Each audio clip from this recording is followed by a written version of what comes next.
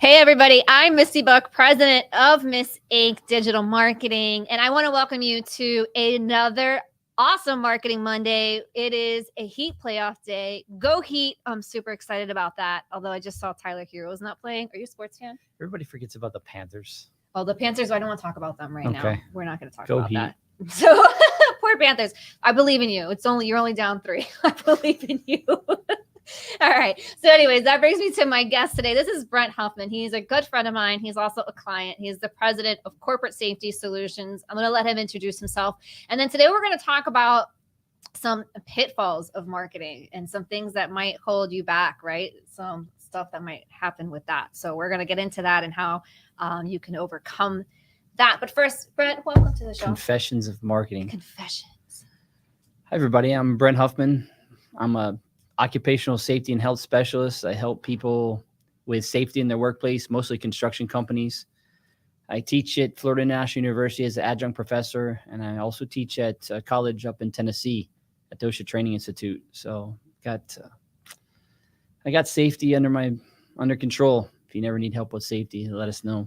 Corporate Safety Solutions. Yeah. So you know about us. I know. You're in charge of my social media. Yeah. So tell us like a little bit about the different types of services that you all have, because people think, oh, okay, safety, but they don't think they really necessarily understand what those services entail, because you'll go in and you'll create a whole plan and you'll go and check and make sure that that plan is being executed and prevent people from getting in trouble. Right? What we find out is forget the plan. It's nobody has a process. Oh. So then we help them out with the process at first, and then once we figure out what they're doing, we try to help them put plans together, and then we go through the training at the workplace, and we can go out and visit work sites and do inspections, give some feedback to the clients.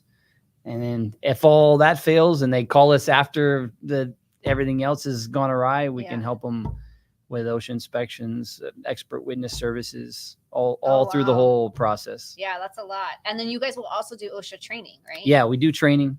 It's one of our biggest focuses. Obviously, we try to mitigate the hazards before the employees are exposed to them. So that's part of the training process. Yeah. That's awesome. And you guys do what, like fall hazard prevention? How, like you name like everything. You name it, you're certified. OSHA training, we do everything. CPR training. Yeah, I can't even remember anything because it's literally like this really long list. We don't try to list it all. Just check it out on the website. And then if you don't see it on the website, you just ask us about it. We had some training the other day that I had to bring another consultant in on. Just if we can't do it, we'll put you in touch with the right people. Oh, wow. That's awesome. And that's a great thing about marketing is we're not always trying to sell something. We're just make connections with other industry experts. We had a lady that called us the other day. She needs cybersecurity training in addition to her OSHA training. So I brought a fellow Toastmaster in, and he's going to help us out with the cybersecurity training because that's what he does. So obviously, we're networking at the same time. We're selling our own businesses. I love doing that. That's awesome. Yeah. You're really good at connecting people and helping other I learned that from somebody else. A couple mentors of mine just said, instead of handing out your business card, get the person's business card and make a connection with them. Yeah. Because if you give the person your business card, you're not going to hear from them. You're not going to hear from them. Yeah. I've learned that as well. Get the connection. Yeah. And I never thought about it like that. So when I first started in marketing and sales in my business, I'm like handing out cards and business cards and flyers, and nobody calls you. And then 3 months later, you have no connections. Right. How are you going to hear from anybody? So I learned that. And then another mentor of mine, she was telling me, instead of trying to sell your business, connect with people. Yes. Make connections. Those relationships. Stop trying to sell all the time. Right. The selling will happen. Right. Just make connections. Spend the majority of your time networking. My friend Gino that you interviewed a couple of weeks ago, he was the purple squirrel. Shout out to you, brother. He said, if you're not networking, you're not working. And I love that. So I'm always trying to network. Yeah. And that's part of working for us. We're networking. Right. Yeah. And you've built up quite a business doing that. But I believe it's also in the quality of the service that you provide, and that word gets around as well. Yeah. And that's part of your brand. Most people ask me what I do, and I'm like, I'm an occupational safety and health expert. And they're like, what? Why would I need your service? Right. And so you never know who's going to need what you provide unless you make the connections. Right. A lot of my referrals come from a connection of a connection of a connection. Like somebody passed my name along throughout the process, And then when I talk to that person, I'll ask them, hey, how did you get my connection? Right. Oh, this guy told me that this guy told me that this guy. So it was like a trifecta of people that connected that person with me. And that's how good the networking is. Wow. I even get connections from the, expert services, and it was passed on to between 2 to 3 people before it got to that person. Right. That's awesome. Yeah. That's super cool. So I think that's a good actually first tip, because when they're going out, they're networking, and they're getting frustrated or anything in their marketing, I think it's really good to remember that it's about building relationships and sustaining those relationships by staying top of mind. So to that note, we were talking a little bit off air. He surprised me with something. So I'm doing his social media for like 2 years now? Yeah, just a little over 2 years. At least that. A little over 2 years. It's like 2.5 or something. And he tells me right before we go on air that late last year, I did not know this, he was about to pull the plug on all of his social media, right? Marketing altogether. He was over it. None of it was working. So if anybody's out there and you feel that way, you're not alone. But then what changed? What happened? Because again, I didn't know this until he just shared this right before we got on the air. Yeah. What happened is you have this patience. People get reminding you in business and sales and everything. It's patience. Nothing was ever sold on the first pitch. Mm-hmm. A lot of the times I'm selling a product. I could be selling it for 3 or 4 months before I actually get any revenue generated from it. Right. So it's a lot of patience. If you just think, it's one attempt and that's what do they say? Like, most the sale happens on like the average 7th or 8th attempt at something. So it's the same thing with marketing. I was just doing social media. I was posting, I was generating content. It was like nothing. It was like, am I wasting my time here? Uh-huh. And it was like right at that 2-year mark. And all of a sudden I started to hear some feedback from some people. Right. This little just chatter. It's like, oh man, you're killing it on social media. I'm like, I'm killing it on social media. I'm not doing nothing. And it become normal to me. Right. But I didn't feel like I was really doing anything. Right. And so inside of you may think that you're not touching people. You're not communicating with others. You're not generating any organic content, but you don't know what other people are seeing out there. You don't know what other people, until you get that first response. Right. Or that first person that says, oh, I follow you on social media and I love everything you do. Right. And I'm thinking to myself, I don't know this person. All right. I don't know what to even say in response to that. It was very weird for me. Yeah. And, so we have that patience that comes into any marketing strategy that you have. You have to have patience with it. If you think that you're going to market to a group of people and then the next day they're going to be lined up around your building to buy your product, it doesn't happen like that. It doesn't. And social media is the same way. And you're the expert at it. And you're always trying to encourage me and encourage others that you work with. So we're thankful for people like you that help us out. I wouldn't be able to do it all by myself. Yeah, it's a lot, but I love what you shared, because I think that there's a lot of people who feel that frustration, and I talk about this a lot with people when they're building their marketing, whether it's social media or otherwise, but particularly on social media, because you can see the number of likes, you can see the number of comments, you can see the shares, you can see if the messages are coming in, right? The views, you can see all those analytics, and we send you a report every month. Yes, you do. Analytics, so you can see and that. I share it with other people that aren't believers too. Uh-huh. Like a lot of people will see like, oh, my post got 500 views, but nobody liked it. Right. Or I got 50 likes on something, but nobody commented. Right. But here's the thing. This is the tricky part about this, Brent. So that I had to learn that I've learned the hard way several times over, by the way. People they're always watching. Yes. So they may not, because of algorithms, and everything you do is organic, by the way. We don't do any ad spend. So this has been a completely organic process for you. But people think because no one's interacting with this, that they're not seeing it. And what I thought was that it only takes one person. Yeah. It only takes one person to look at this and say, oh, I need this. Or this is what we should be doing. Or that's a good idea. Mm-hmm. And it doesn't even have to be that person. It could be the secretary of that person Right. or the friend of that person. Right. Oh, you were talking to me the other day about whatever it is, whatever your business is. You were talking to me the other day about this, and I found this person and I wanted to put you in touch with that person. Mhm. That's how it happens. Yep. Nobody ever contacts me on social media. It's like, contact me through DMs. Right. Never gotten a DM from anybody. Right. I always get a call. Uh-huh. I always get an email. Right. Oh, I'm passing your name along to this person that needs help on this. But, I knew because I followed you forever on social media. I finally found somebody. Well, because that's what happens, right? So when the thing is, the danger, I think, in quitting social media or any type of marketing is that because you feel like it's not working, is that now your customer is you're not going to be top of mind anymore. And they may wonder if you're even doing that. But when I was thinking anymore. about quitting, it was quitting for other reasons. Just the monotony of being on social media. Just it's not who I am personally. I get it. So I knew that it was difficult for me to quit that from a business standpoint. But I remember when we first met. Yeah. And when we were talking about social media, you kept drilling into me the content and the consistency. Yep.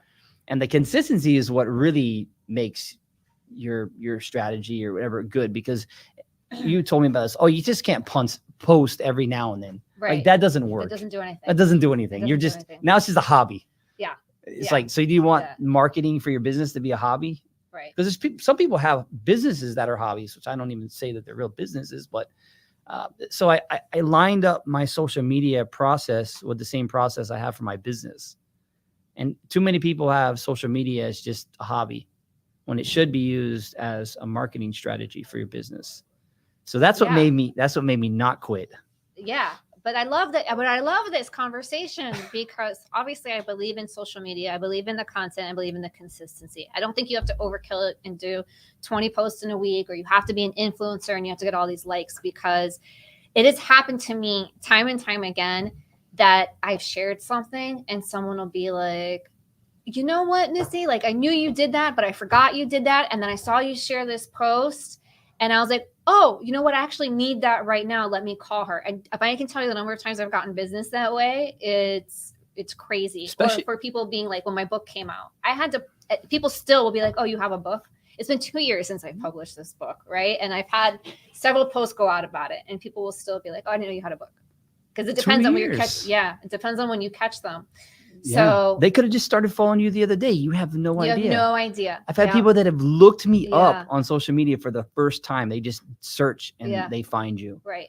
Which is called social proof, right? So let's say somebody is like recommending you for something, or they're going to take your class at FIU or whatever. Let me check this guy out. And they're going to look at you on social media. And when they see that matches who you are, it goes a long way for cementing that trust. Let me tell you, they match it up. So talk to us about that. No. So I'm an expert witness as well. So my information is public through the university system. My resume is on their website. A lot of stuff is out there about me. And when people look me up as an expert, they get my information and they start getting through all the outlets to make sure that all this stuff matches. And that's another important thing that you have to remember about all your different social media accounts is that they do match your resume, because people are looking. Yep. And if you put stuff on your resume that isn't who you are, people start matching it up on these social networks, LinkedIn, Facebook, and you don't want to be putting false information out there. And I went a while ago, and I'm not having false information out there, but I went back and did kind of an alignment strategy. And you even recommended about doing it is make certain that everything that you say you are is who you're projecting on that social media, that marketing strategy. Yeah. So it's oh man, I was like, I can't call Misty and quit. I can't be a quitter. You could have. I would have tried to be like, or would have talked you through your concerns, but I'm not going to hold you hostage. But yeah, I mean, it was an internal battle. I'm sure a lot of people have that. Yeah. Well, if that happens again, you call me and we'll figure out the best route for you. No, but if it's not good for you, it wasn't that I was quitting you because you were. I understand. I was quitting social media because I didn't think the strategy of marketing was it. Mm-hmm. I literally hadn't gotten much out of it except a couple pats on the back. And then all of a sudden the business started clicking. Yeah. Yeah. And people were telling me I'm killing it. And I was like, it's It's the consistency. universe. It's long term. No, it's just long term. But plus we started working together right before COVID happened. COVID. That was tough. So That was and tough. I'm sure you probably have a lot of clients that where you're trying to market your business and things are shut down, stuff is closing, and that was a challenging year on many fronts. Yeah. On many fronts. Politically, socially, pandemic. Yeah, we just people didn't have jobs. Yeah. I mean, I'm out here trying to sell as a consultant and they're firing all their employees. Right. I was like, how am I going to sell them anything? A lot of people were just conserving cash at that time. Right. Yeah, because they weren't sure what we were looking at. But I felt like this was a good fit right into our topic today of don't quit. So keep going. Keep it up. Keep going. Don't just take my word for it. Take somebody who actually has been through the experience. So one of the things that we've talked about before that I want to get into, if you're cool with it, is you are a part of Toastmasters. Yes. Yes. And what level are you at now? I've completed a couple of levels. I'm area director for 6 clubs in the Miami area here. I've got some stage time. I spend a lot of time speaking in public, live in front of people, and that doesn't scare me at all. But this is what I want to talk about. But what does scare me? Yeah, what is this? What does scare me? The vulnerability, because most people think is like, I'm a great speaker, but the vulnerability that I have is recording a video of myself, putting it out on social media, and then watching it on the screen.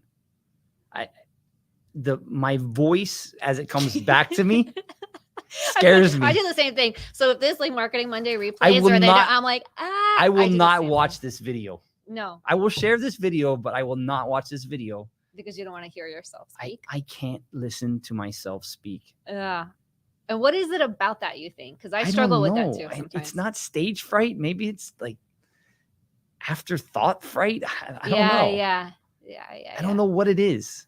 Maybe on the video, we'll put the video out there and see if anybody else comments on the video to see if they have the same. Yeah, we can do that. If you're afraid of doing social media videos or videos of any kind for marketing, right?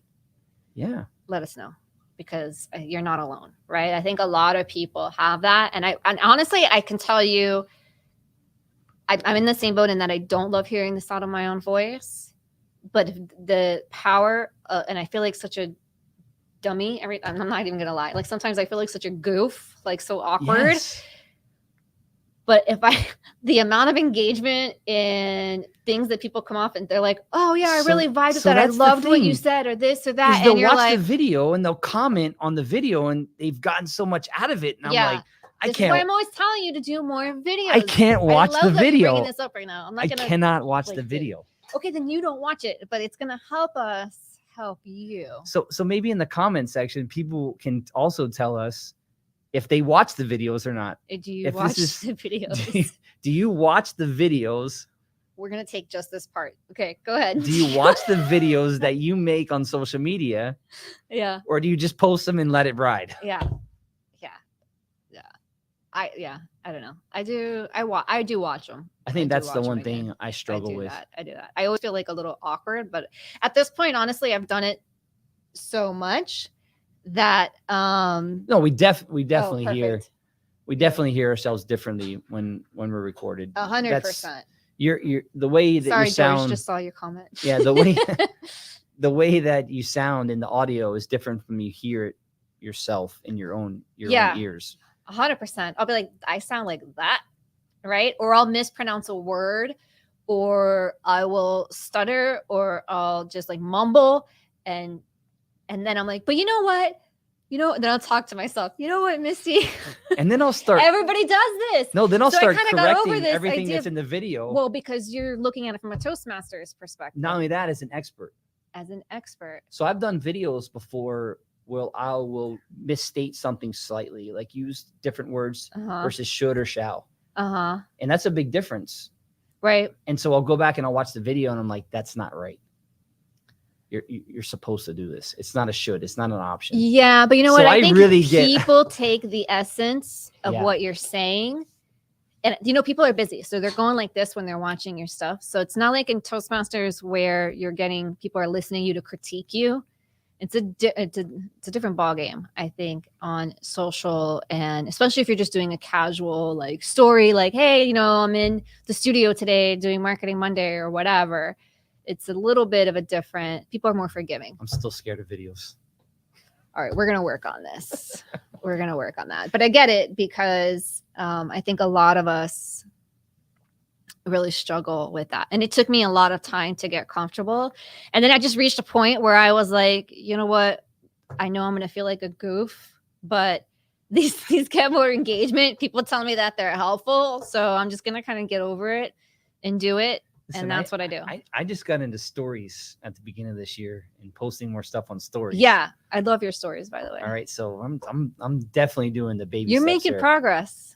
You didn't quit, and now you're doing stories. So you are. Quit. I'm doing stories. Remember when we did the videos when it was like 500 degrees outside? Oh that yeah, one we were day? doing heat hazard videos in like 110 we're degree outside heat and index. it's hot. So we had bad. the background, we had the real life thing. So you did some of those. I did. All right, we're gonna work up. So to it. we're doing stories. We're gonna get better stories, and then we're gonna get better videos. They don't even call them videos anymore. I think they're called reels.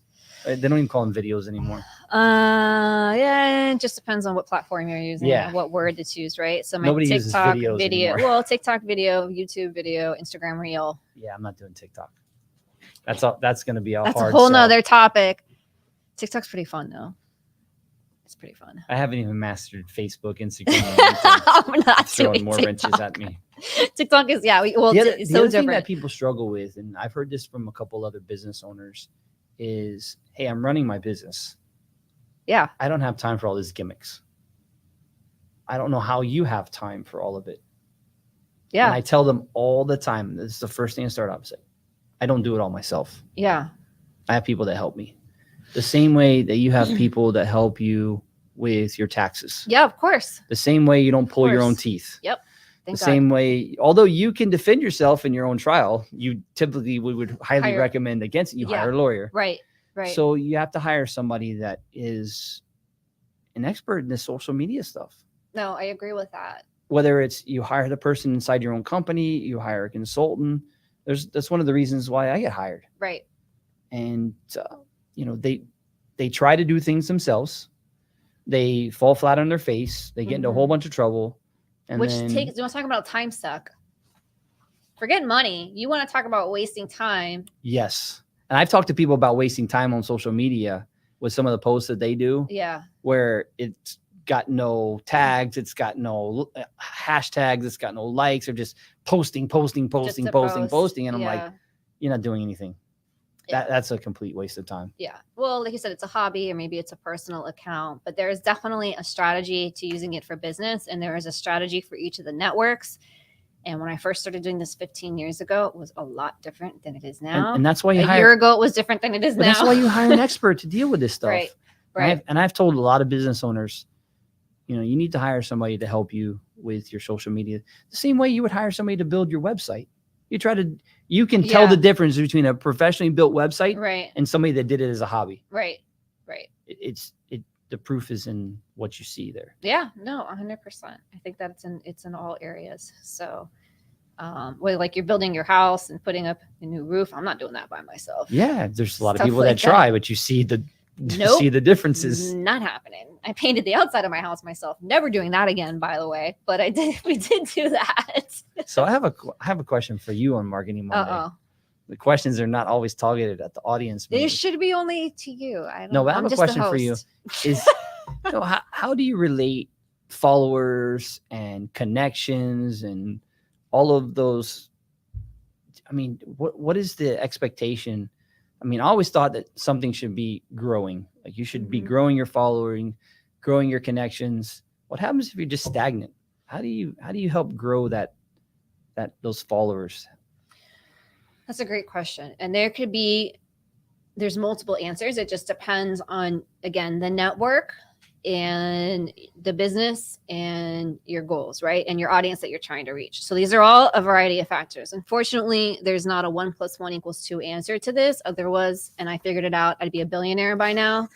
So, but I haven't quite figured out that formula because marketing it's a little bit of a science, but it's also an art. It's kind of a mixed bag there. So I think that you have to kind of take a look at an analysis of where you are. But I think before you do any of that is sort of figure out where you're at, because people get really stuck on the number of followers. And yes, it's awesome to have a lot of followers, but sometimes I go to these accounts that have 500,000 followers and their posts on average are getting 100 likes. Where are the rest of your followers, right? Are they really engaged with your content? I'd rather have an audience of people who are legit interested in my content and what I'm doing and want to interact with me than have all these different followers and it's like, they never see me, they never want to talk to me like that, right? So it's like quality over quantity. You look at I think that's definitely a big part of the equation.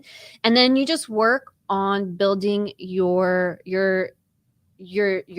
And how do you do that, right? So one way you mentioned stories is a really good way, especially when you're tagging other people, tagging locations when you're at them. It just gets it a ton more visibility using those features. I started doing that. I would tag people in stories and then all of a sudden you get like 14 followers, like bam, bam, bam. Like because what's happening is they're going to reshare the story and now someone sees your brand and they go, let me check this out. That's interesting. Let me follow them, or whatever goes on in their mind. So it definitely makes, or if you're at a location, you do the post, you tag the location in your post, like, on Instagram.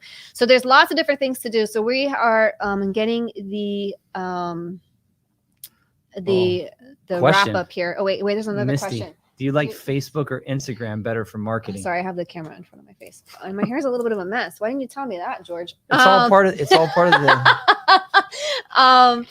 Yeah, so I think it depends on who it is that you're trying to reach. Are you willing to put advertising dollars into it, and it just depends who your market is, right? And your audience, their demographic, where are they spending more of their time?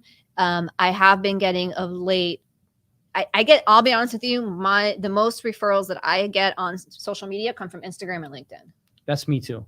And one thing you showed me about Instagram is because they're owned by the same company, that you can post on both platforms. Yeah, you can post on both platforms. So that's helpful, because a lot of people are either doing Facebook or Instagram. I don't know that they do both. They can do both. Sometimes I shy away from doing that automatically, because sometimes it won't format the same and it won't look right. Won't work all the same. Then you get in the habit of not checking those posts. So let's say you're doing it on Instagram and it automatically goes to Facebook.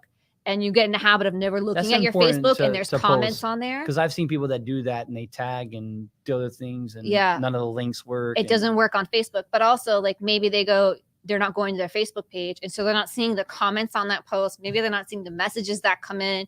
And now people think that you're just ignoring them, right? So that's another pitfall of that. I think you have to be active wherever you're going to be.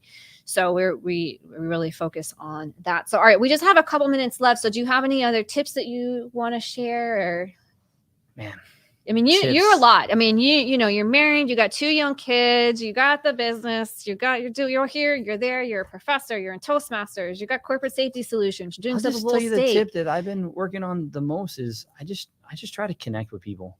That's the biggest thing. Man, I stopped selling my product. I really did.